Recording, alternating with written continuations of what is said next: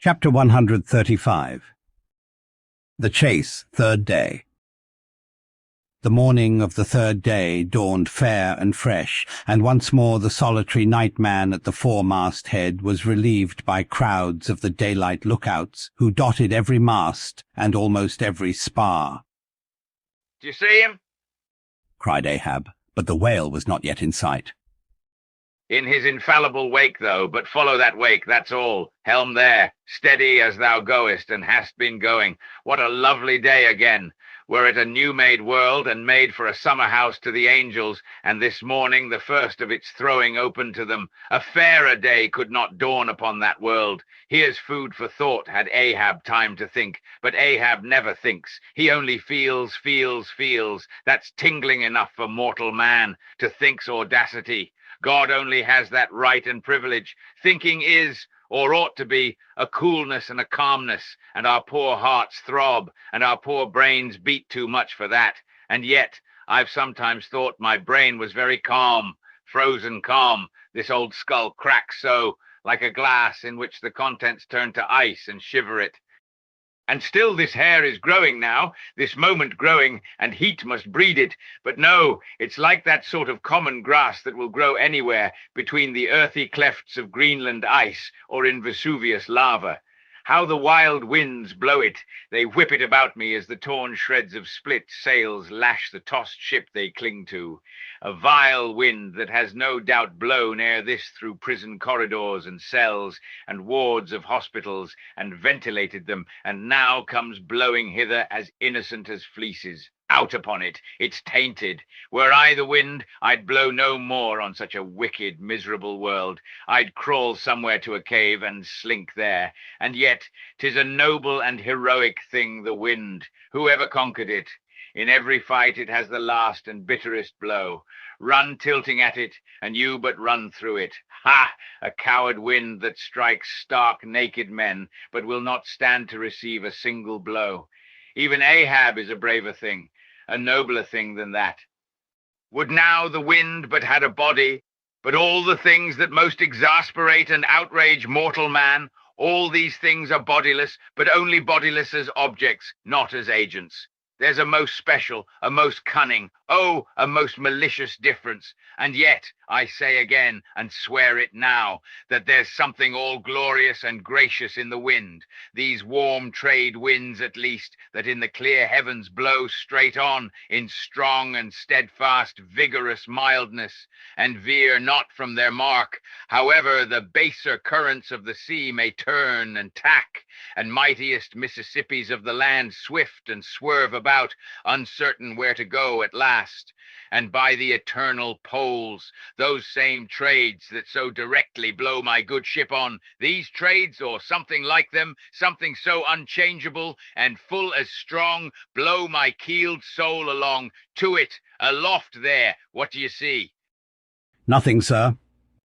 Nothing, and noon at hand. The doubloon goes a-begging. See the sun. Aye, it must be so. I've oversailed him. How? Got the start. Aye, he's chasing me now. Not I him. That's bad. I might have known it too. Fool! The lines, the harpoons he's towing. Aye, I have run him by last night. About.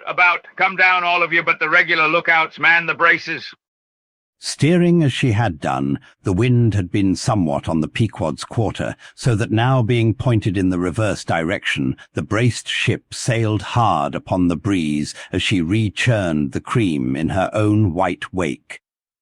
"Against the wind he now steers for the open jaw," murmured Starbuck to himself as he coiled the new-hauled main brace upon the rail.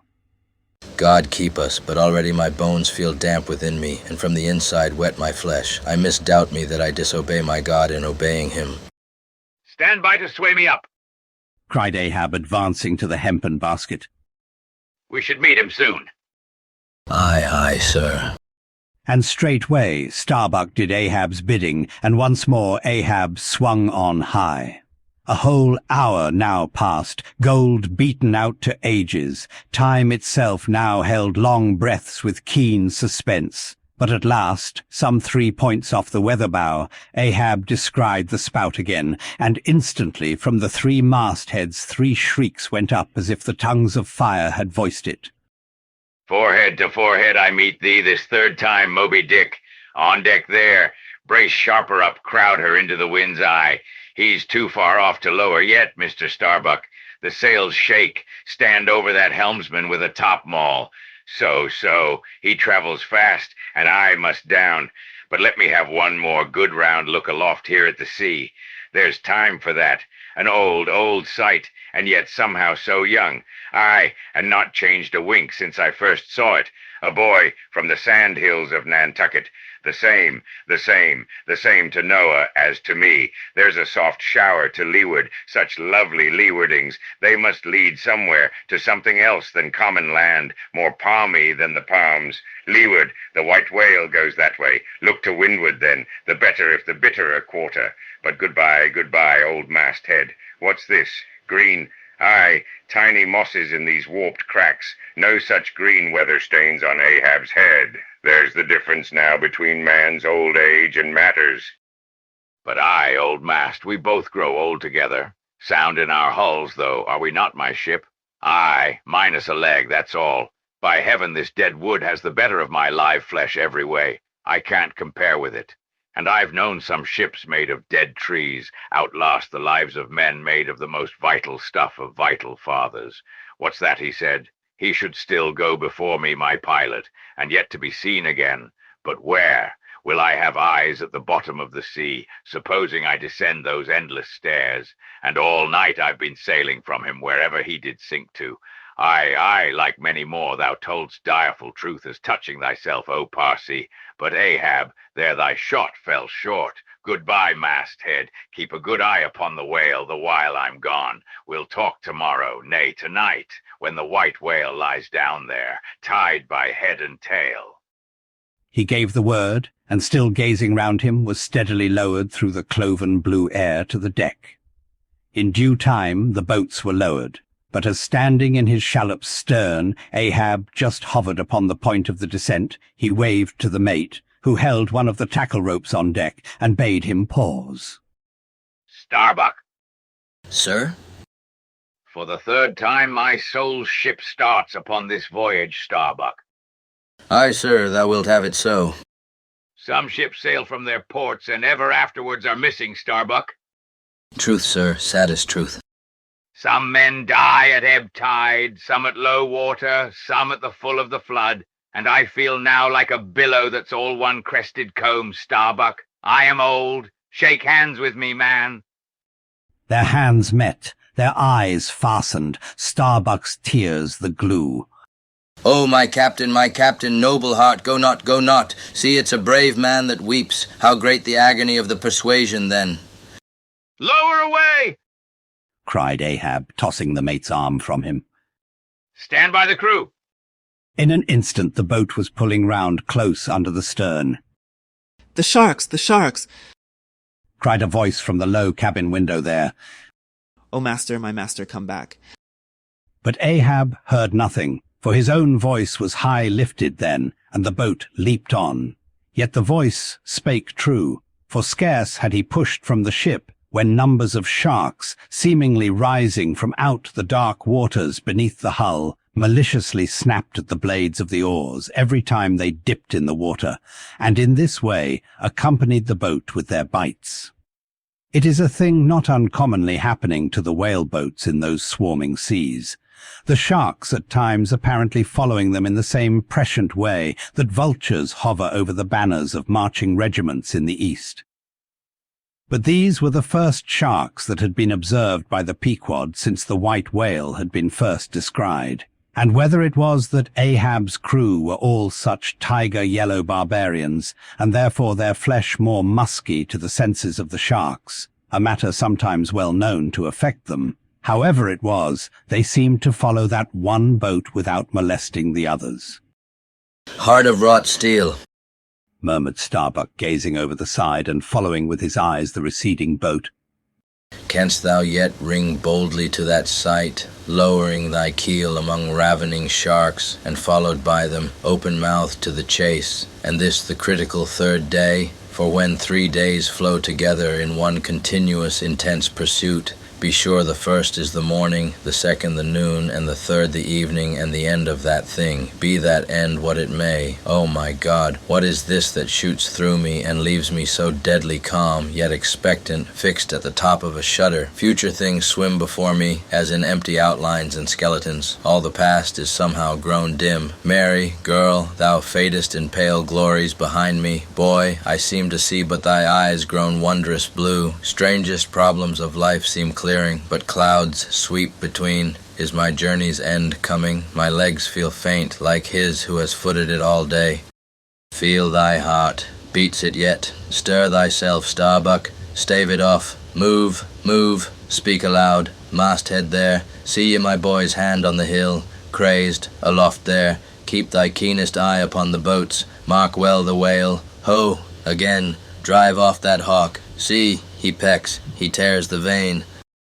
Pointing to the red flag flying at the main truck. Ha! He soars away with it. Where's the old man now? Seest thou that sight, O Ahab? Shudder, shudder! The boats had not gone very far, when by a signal from the mastheads, a downward-pointed arm, Ahab knew that the whale had sounded, but intending to be near him at the next rising, he held on his way a little sideways from the vessel, the becharmed crew maintaining the profoundest silence as the head-beat waves hammered and hammered against the opposing bow. Drive, drive in your nails, O ye waves, to their uttermost heads drive them in. Ye but strike a thing without a lid, and no coffin and no hearse can be mine, and hemp only can kill me. Ha, ha! Suddenly the waters around them slowly swelled in broad circles, then quickly upheaved, as if sideways sliding from a submerged berg of ice, swiftly rising to the surface. A low rumbling sound was heard, a subterraneous hum, and then all held their breaths, as bedraggled with trailing ropes and harpoons and lances, a vast form shot lengthwise but obliquely from the sea. Shrouded in a thin, drooping veil of mist, it hovered for a moment in the rainbowed air, and then fell swamping back into the deep.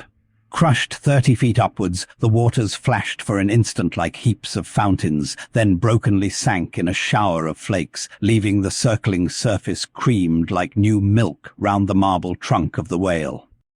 Give way! Cried Ahab to the oarsmen, and the boats darted forward to the attack. But maddened by yesterday's fresh irons that corroded in him, Moby Dick seemed combinedly possessed by all the angels that fell from heaven. The wide tiers of welded tendons overspreading his broad white forehead beneath the transparent skin looked knitted together, as head-on he came churning his tail among the boats, and once more flailed them apart, spilling out the irons and lances from the two mates' boats, and dashing in one side of the upper part of their bows, but leaving Ahab's almost without a scar. While Dagu and Tashtigo were stopping the strained planks, and as the whale swimming out from them turned and showed one entire flank as he shot by them again. At that moment, a quick cry went up. Lashed round and round to the fish's back, pinioned in the turns upon turns in which during the past night the whale had reeled the involutions of the lines around him, the half-torn body of the Parsee was seen, his sable raiment frayed to shreds, his distended eyes turned full upon old Ahab. The harpoon dropped from his hand. Befooled, befooled! Drawing in a long, lean breath. Aye, Parsee, I see thee again. Aye, and thou goest before, and this then is the hearse that thou didst promise. But I hold thee to the last letter of thy word. Where is the second hearse? Away, mates, to the ship. Those boats are useless now. Repair them if ye can in time, and return to me. If not, Ahab is enough to die. Down, men! The first thing that but offers to jump from this boat I stand in, that thing I harpoon. Ye are not other men, but my arms and my legs, and so obey me. Where's the whale? Gone down again? But he looked too nigh the boat, for as if bent upon escaping with the corpse he bore, and as if the particular place of the last encounter had been but a stage in his leeward voyage, Moby Dick was now again steadily swimming forward, and had almost passed the ship, which thus far had been sailing in the contrary direction to him, though for the present her headway had been stopped. He seemed swimming with his utmost velocity, and now only intent upon pursuing his own straight path in the sea. "Oh, Ahab," cried Starbuck. "not too late is it, even now, the third day, to desist. See, Moby Dick seeks thee not. It is thou that madly seekest him." Setting sail to the rising wind, the lonely boat was swiftly impelled to leeward by both oars and canvas. And at last, when Ahab was sliding by the vessel, so near as plainly to distinguish Starbuck's face as he leaned over the rail, he hailed him to turn the vessel about and follow him, not too swiftly, at a judicious interval. Glancing upwards, he saw Tashtego, Queequeg, and Daggoo eagerly mounting to the 3 mastheads, while the oarsmen were rocking in the 2 staved boats which had but just been hoisted to the side, and were busily at work in repairing them. One after the other, through the portholes, as he sped, he also caught flying glimpses of Stubb and Flask, busying themselves on deck among bundles of new irons and lances. As he saw all this, as he heard the hammers in the broken boats, far other hammers seemed driving a nail into his heart. But he rallied. And now, marking that the vane or flag was gone from the main masthead, he shouted to Tashtego, who had just gained that perch, to descend again for another flag and a hammer and nails, and so nail it to the mast. Whether fagged by the 3 days' running chase and the resistance to his swimming in the knotted hamper he bore, or whether it was some latent deceitfulness and malice in him, whichever was true, the white whale's way now began to abate, as it seemed, from the boat so rapidly nearing him once more, though indeed the whale's last start had not been so long a one as before. And still, as Ahab glided over the waves, the unpitying sharks accompanied him, and so pertinaciously stuck to the boat, and so continually bit at the plying oars, that the blades became jagged and crunched, and left small splinters in the sea at almost every dip. "Heed them not! Those teeth but give new rowlocks to your oars! Pull on! 'Tis the better rest the shark's jaw than the yielding water." But at every bite, sir, the thin blades grow smaller and smaller. "They will last long enough. Pull on. But who can tell," he muttered, "whether these sharks swim to feast on the whale or on Ahab? But pull on. Aye, all alive now. We near him. The helm. Take the helm. Let me pass." And so saying, 2 of the oarsmen helped him forward to the bows of the still-flying boat. At length, as the craft was cast to one side and ran ranging along with the white whale's flank, he seemed strangely oblivious of its advance, as the whale sometimes will, and Ahab was fairly within the smoky mountain mist, which, thrown off from the whale's spout, curled round his great monadnock hump. He was even thus close to him, when, with body arched back and both arms lengthwise high lifted to the poise, he darted his fierce iron and his far fiercer curse into the hated whale, as both steel and curse sank to the socket as if sucked into a morass. Moby Dick sideways writhed, spasmodically rolled his nigh flank against the bow, and without staving a hole in it, so suddenly canted the boat over that had it not been for the elevated part of the gunwale to which he then clung, Ahab would once more have been tossed into the sea. As it was, 3 of the oarsmen, who foreknew not the precise instant of the dart, and were therefore unprepared for its effects, these were flung out, but so fell that in an instant 2 of them clutched the gunwale again, and rising to its level on a combing wave, hurled themselves bodily inboard again, the 3rd man helplessly dropping astern, but still afloat and swimming. Almost simultaneously, with a mighty volition of ungraduated, instantaneous swiftness, the white whale darted through the weltering sea. But when Ahab cried out to the steersman to take new turns with the line and hold it so, and commanded the crew to turn round on their seats and tow the boat up to the mark, the moment the treacherous line felt that double strain and tug, it snapped in the empty air. "What breaks in me? Some sinew cracks! 'Tis whole again! Oars! Oars! Burst in upon him!" Hearing the tremendous rush of the sea-crashing boat, the whale wheeled round to present his blank forehead at bay. But in that evolution, catching sight of the nearing black hull of the ship, seemingly seeing in it the source of all his persecutions, bethinking it may be, a larger and nobler foe. Of a sudden he bore down upon its advancing prow, smiting his jaws amid fiery showers of foam. Ahab staggered, his hand smote his forehead.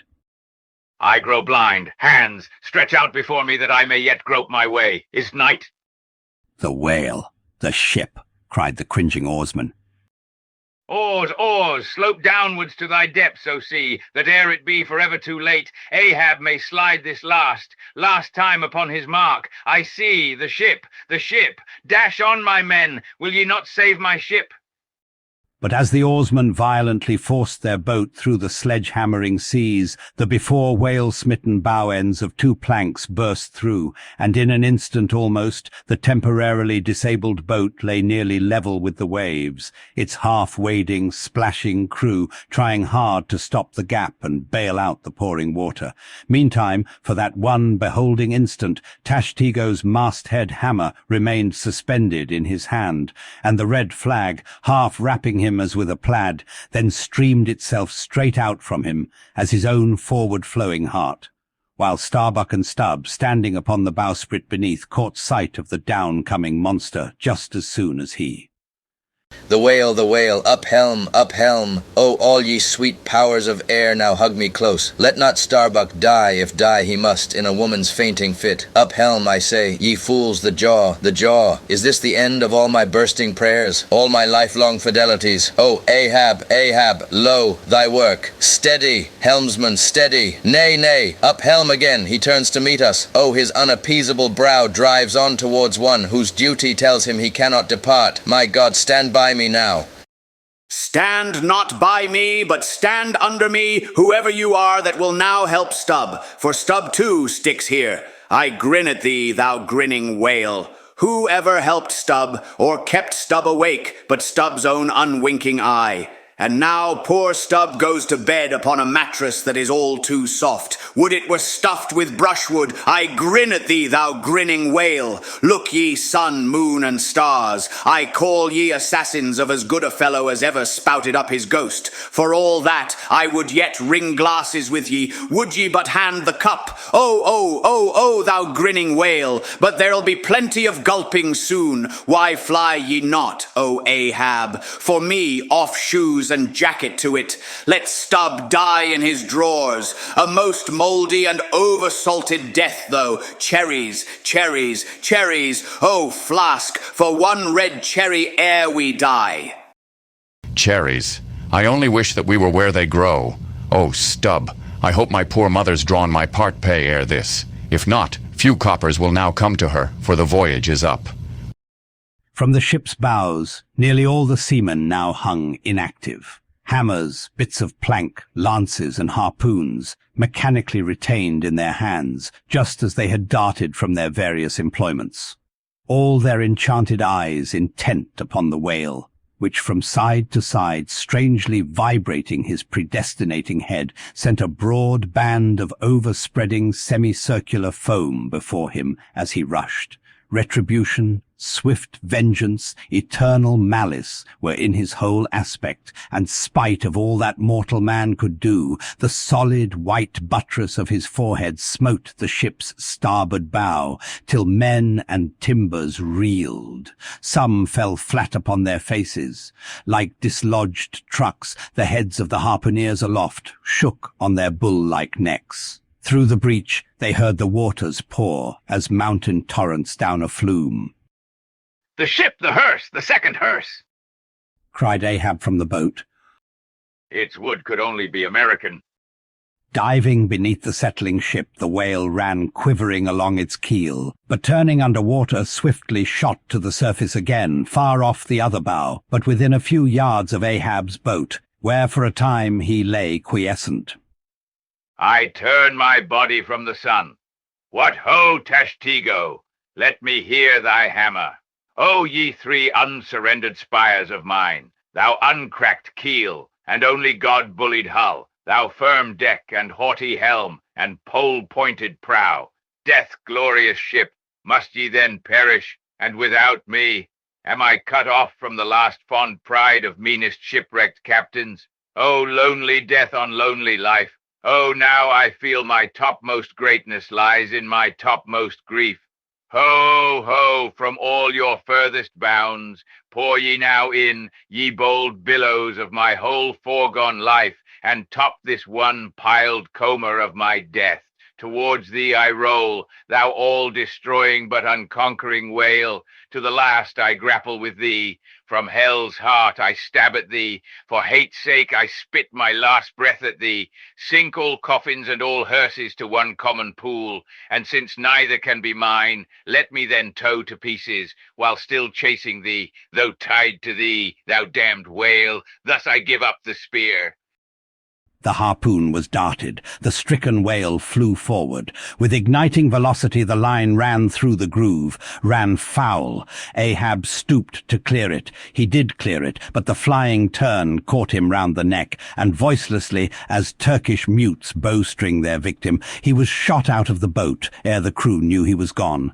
Next instant, the heavy ice-splice in the rope's final end flew out of the stark empty tub, knocked down an oarsman, and smiting the sea, disappeared in its depths. For an instant, the tranced boat's crew stood still, then turned. The ship! Great God! Where is the ship? Soon they, through dim, bewildering mediums, saw her sidelong, fading phantom, as in the gaseous Fata Morgana. Only the uppermost masts out of water, while fixed by infatuation or fidelity or fate to their once lofty perches, the pagan harpooneers still maintained their sinking lookouts on the sea. And now concentric circles seized the lone boat itself, and all its crew, and each floating oar, and every lance pole and spinning, animate and inanimate, all round and round in one vortex, carried the smallest chip of the Pequod out of sight. But as the last whelmings intermixingly poured themselves over the sunken head of the Indian at the mainmast, leaving a few inches of the erect spar yet visible, together with long streaming yards of the flag, which calmly undulated with ironical coincidings over the destroying billows they almost touched. At that instant, a red arm and a hammer hovered backwardly uplifted in the open air, in the act of nailing the flag faster and yet faster to the subsiding spar. A skyhawk that tauntingly had followed the main truck downwards from its natural home among the stars, pecking at the flag and incommoding Tashtego there, this bird now chanced to intercept its broad fluttering wing between the hammer and the wood, and simultaneously feeling that ethereal thrill, the submerged savage beneath in his death grasp kept his hammer frozen there, and so the bird of heaven, with archangelic shrieks, and his imperial beak thrust upwards, and his whole captive form folded in the flag of Ahab, went down with his ship, which, like Satan, would not sink to hell till she had dragged a living part of heaven along with her, and helmeted herself with it. Now small fowls flew screaming over the yet yawning gulf. A sullen white surf beat against its steep sides, then all collapsed, and the great shroud of the sea rolled on as it rolled 5,000 years ago.